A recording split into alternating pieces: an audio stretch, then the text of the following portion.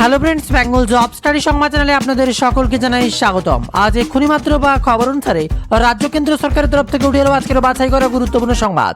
শুধু হেডলাইন, তারপরে বিস্তারিত খবর। তৃণমূলের পুরনো নেতারা যখন বিজেপিতে যোগদান করছে প্রায়, আর যখন সংবাদ মাধ্যম চুপ, এমনই সময় গোটা বাংলার নজর পশ্চিমবঙ্গের দিকে। ঝাঁপিয়ে পড়ছেন মমতা বন্দ্যোপাধ্যায় আর তার সাথে একের পর এক তাবড় নেতা গেরুয়া শিবিরের। খবরের শুরুতেই চমক, কি ঘটেছিল 19 আর 20 যাদবপুর কাণ্ডে তদন্তে এবার 5 সদস্যের কমিটি গড়ল বিশ্ববিদ্যালয়। কেন দাম বাড়ছে চিনির, দাম কি আরও বাড়বে? আখ শুরু করে এবার ইথানল, ব্যাখ্যা দিল কেন্দ্র। অমিত শাহ বিরাট প্রশংসা এবার শুভেন্দুজির প্রশংসা করতে চাই। বাংলায় বিজেপি 100 দিনের কাজের মার্কস দিয়ে কি বলেন এবার অমিত শাহ, তার দিকে দেখার। এবার হঠাৎ শান্তিকুঞ্জে জুনমালিয়া, শিশির অধিকারী গায়ত্রী দেবীর সঙ্গে সাক্ষাৎ, বেরিয়ে কি বললেন সাংসদ, তারপরে তোলপাড় বাংলা। 3 বছরেও মেলেনি বিচার, যাদবপুরে সেই বাংলায় ছাত্রের রহস্য মৃত্যু ঘিরে এখনও অপেক্ষায় পরিবার। আর এমনই সময় বকেয়া ডিএ নিয়ে এবার রাজ্যের অবস্থান জানতে চাইল কলকাতা হাইকোর্ট। অভিষেকের স্বস্তি, আরও 3টে মামলা রক্ষা কবচ হাইকোর্টে।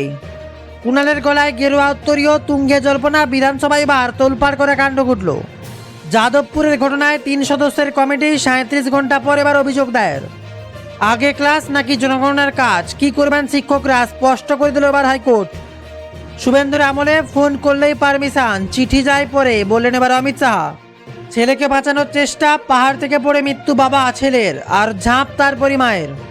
আর এবার আপনার কাছে কটা ফোন নম্বর রাখার নিয়ম, এবার কড়া নিয়ম বেঁধে দিল কেন্দ্র। যদি আপনার কাছে মোবাইল এবং একাধিক সিম থেকে থাকে, সাবধান হন, না হলে পড়বেন বিপদে।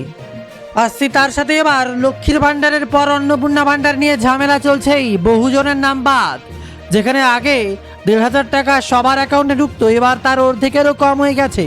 তাই এবার সরকারের কোষাগার থেকে সেই একই পয়সায় খরচা হচ্ছে, তবে পাচ্ছে 3,000। বহু মানুষ বঞ্চিত। একের পর এক কড়া নিয়ম জারি। প্রথমে তো নিয়ম ছিল 3টে রুম থাকলেই পাবেন না, আর এবার নিয়ম শিথিল করলেও 10,000 টাকার উপরে যাদের ইনকাম, তাদেরকে কাউকে দেওয়া হচ্ছে না অন্নপূর্ণা ভাণ্ডারের টাকা। আর এমনই সময় চলছে বিশৃঙ্খলা, দিকে দিকে প্রতিবাদ। আর তার মাঝেই হঠাৎ করেই বিরাট বড় খবর, এবার অন্নপূর্ণা ভাণ্ডারের পর পাকা বাড়ির 3 লাখ টাকা। তাতে এবার কারা পাবেন কিনা, কি নিয়ম, যার বৃত্তান্ত শুনলে আপনার মাথা ঠিক থাকবে না। আসছি তা নিয়ে বিস্তারিত খবর আজকের ভিডিওতে। তবে তার আগে অনুরোধ, কোন জেলা থেকে আপনি খবরটি দেখছেন এখনই কমেন্টে লিখে জানান, তাহলে আপনার জেলার খবর থাকবে। আর তার সাথে এখনও ডেসক্রিপশানে লিঙ্ক থেকে আমাদের website Bengal job study visit করেছেন কিনা কমেন্টে লিখে জানাবেন। এবার আসছে বিস্তারিত খবরে।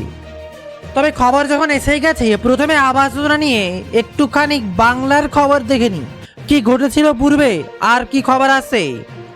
জলপাইগুড়ি আবাস যোজনা নিয়ে এবার বিরাট বার্তা।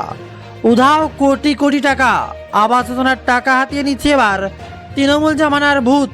কি খবর, দেখা যাচ্ছে তৃণমূলের আমলে গড়ালবাড়ি গ্রাম পঞ্চায়েতে একের পর এক বাসিন্দার জব কার্ড নম্বর ব্যবহার করে জেলার অন্য গ্রাম পঞ্চায়েতের বাসিন্দারা ঘর পেয়ে গিয়েছে। বুথ কিছু অন্তত 20 জন এইভাবে প্রতারিত হয়েছেন। সব মিলিয়ে এই গ্রাম পঞ্চায়েতের 2 শতাধিক মানুষ এইভাবে প্রতারিত হয়েছেন বলে আশঙ্কা। আর এর মাঝেই মমতাকে পেরে নিশানা করে ফেললেন শুভেন্দু অধিকারী। ভাবা যায়, এতদিন পরেও এবার মমতার দিকে নজর। মমতার কাছে জমি চেয়েও পায়নি, বিজেপি এসেই বিএসপিকে জমি দিয়েছে। বিরাট মন্তব্য এবার শুভেন্দু অধিকারী। যাদবপুর ইস্যুতে আজ উত্তপ্ত বঙ্গ রাজনীতি। গতকালের পরে আজ তদন্ত কমিটি গড়ছে কর্তৃপক্ষ। পাশাপাশি রাজ্যের দিকে দিকে আরও ইস্যুতে বিক্ষোভ চলছে। অন্নপূর্ণার টাকা নেবে রাজ্যের বিভিন্ন প্রান্তে একাধিক জেলায় বিক্ষোভ দেখাচ্ছেন মহিলারা। তার মাঝে এবার মমতাকে দুষছেন বিজেপির তাবড় নেতা তথা বর্তমান মুখ্যমন্ত্রী শুভেন্দু অধিকারী। তবে আসছে আবারও খবর, কুণালের গলায় গেরুয়া উত্তরীয়, এবার তুঙ্গে জল্পনা বিধানসভা। যা ঘটল তাতেই চক্ষু চড়ক গাছ। শুক্রবার সকালে দেখা গেল বিধানসভা চত্বরে গলায় গেরুয়া উত্তরীয় পরে ঘুরে বেড়াচ্ছেন কুণাল ঘোষ। এখনও ফোনে কথা বলতে দেখা গেল, কখনো দেখা গেল বেশ কয়েকজনের সঙ্গে খোশ মেজাজে কথা বলছেন। পরে অবশ্য বিজেপি বিধায়ক জানিয়েছেন বিধানসভায় এসেছিলেন গোরক্ষা বাহিনী, আর তারাই গেরুয়া উত্তরীয় পরিয়ে দিয়েছেন। তারপরে এবার খানিকটা নতুন বার্তা। 15ই আগস্টে ঋতু শিবিরের অনুষ্ঠানে গিয়ে রাজ্য রাজনীতি শোরগোল ফেলে দিয়েছিলেন কুণাল ঘোষ। তারপরে আবার গেরুয়া উত্তরীয় পরে যেন বারে বারেই বিজেপিকে চাঙ্গা করছেন, আর তার মাঝে স্পষ্ট করে জানিয়ে দিলেন কেন তিনি গেরুয়া উত্তরীয় পরে গেছিলেন। আর এবার আসছি যাদবপুর কাণ্ডের রসদ খুলতে। কি ঘটেছিল এবার 19 আর 20 যাদবপুর কাণ্ডে তদন্তে 5 সদস্যের কমিটি করলো এবার বিশ্ববিদ্যালয়। নতুন শুভশঙ্কর সরকার। ঘটনা শুরু বুধবার রাত 9টায় ইঞ্জিনিয়ারিং ছাত্র সংগঠন ফুডসের ডাকে যাদবপুর বিশ্ববিদ্যালয় অরবিন্দ ভবনে চলছিল বৈঠক। এবিপির অভিযোগ, ছাত্র সংসদ নির্বাচন হয়নি, তাহলে জিবি মিটিং হয় কিভাবে? এখান থেকে ঘটনা সূত্রপাত। শুরু হয় বামপন্থী ছাত্র সংগঠন এবং এবির মধ্যে বচসা, তারপরে গড়ায় হাতাহাতি। আর গত 19-20 আগস্ট বিশ্ববিদ্যালয় ক্যাম্পাসের ভেতরে যে ভাঙচুর ঘটনা ঘটেছিল, সে যে ঘটনা ঘটেছে তার তদন্ত কমিটি গঠন হয়েছে এবার। আর এমনই সময় বাংলা যখন উত্তেজনা, গদগদ প্রশংসা করছেন শুভেন্দুর প্রশংসা করতে চাই। বাংলার বিজেপির 100 দিনের কাজের মার্কস দিয়ে এবার কি বলেন অমিত শাহ, তাতে তোলপাড় গোটা বাংলা। সম্প্রতি 100 দিনের পূর্ণ হয়েছে বাংলার নতুন ও প্রথমবার বিজেপি সরকারের। ভোটের আগেই যা যা প্রতিশ্রুতি দিয়েছে বিজেপি, মুখ্যমন্ত্রী হিসেবে শপথ নেওয়ার পর শুভেন্দু অধিকারী তার 43% কাজ সম্পন্ন করেছেন বলেই জানিয়েছেন কেন্দ্র স্বরাষ্ট্রমন্ত্রী অমিত শাহ।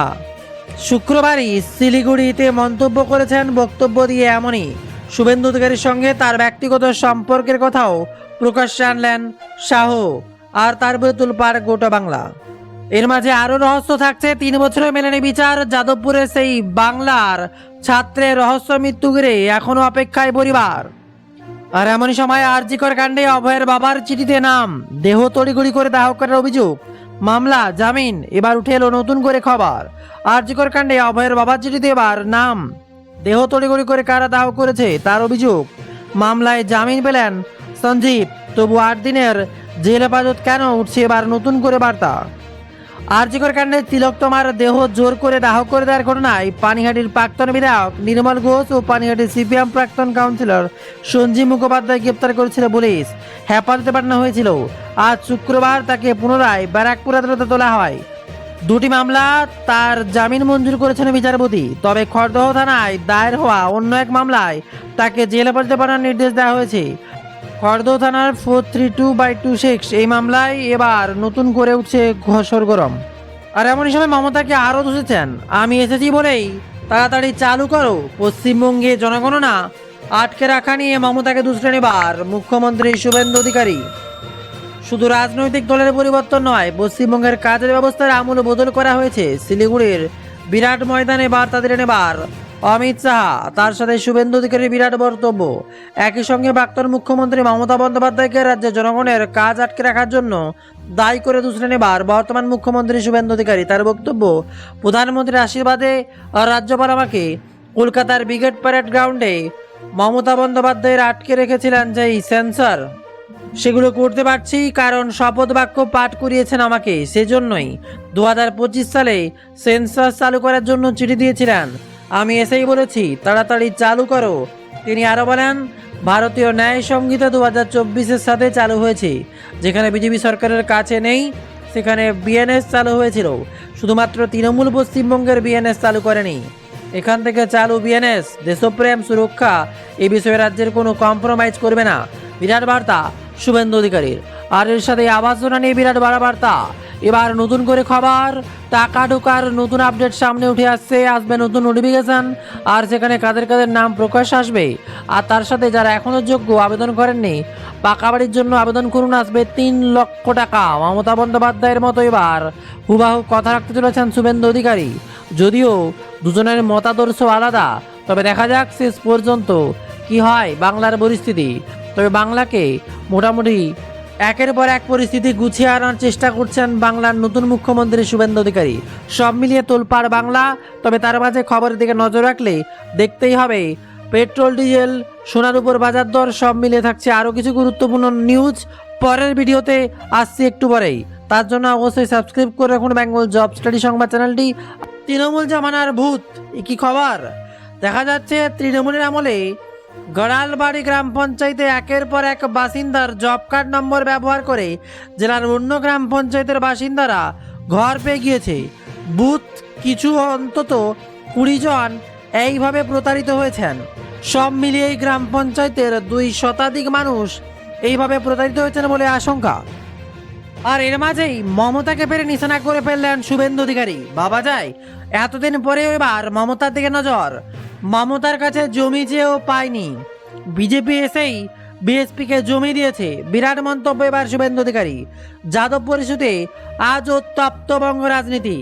গতকালের পরে আজ তদন্ত কমিটি গড়ছে কর্তৃপক্ষ। পাশাপাশি রাজ্যের দিকে দিকে আরও ইস্যুতে বিক্ষোভ চলছে। অন্নপূর্ণার টাকা নেবে রাজ্যের বিভিন্ন প্রান্তে একাধিক জেলায় বিক্ষোভ দেখাচ্ছেন মহিলারা। তার মাঝে এবার মমতাকে দুষছেন বিজেপির তাবড় নেতা তথা বর্তমান মুখ্যমন্ত্রী শুভেন্দু অধিকারী।